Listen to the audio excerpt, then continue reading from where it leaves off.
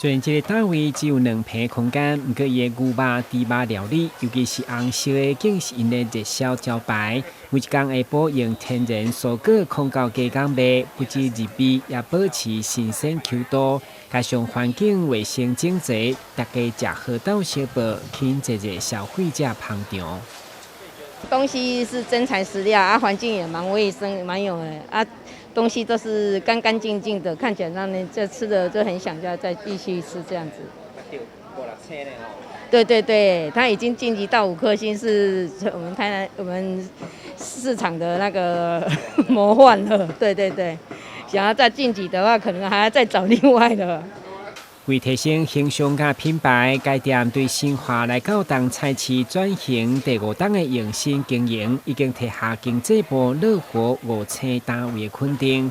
除了基本的环境，嘛需要通过来源检验甲营养标示等科学，相当不简单。应该是我的东西就是比别人多用心，对。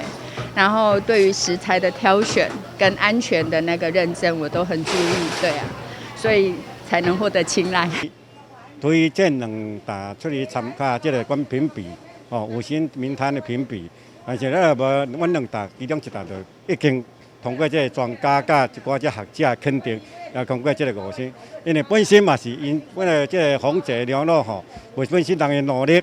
人也有用心咧经营，所以伊会当得到5星，这是无意外。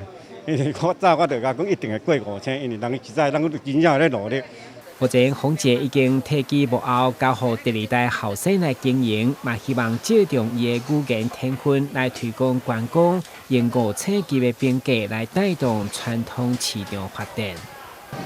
因为我们是台南市第1摊5星，那我希望说可以带动整个台南市的市场。对啊，可以就是，变成就是观光，或者是说客群可以再年轻一点，对，希望他们就是会喜欢，然后来这边采买，对。2档前对4星到通过疫情的考验，今年进步摕下5星，嘛为家己写下市场单位改造优化见证。台南新闻管制何秋芳采访报道。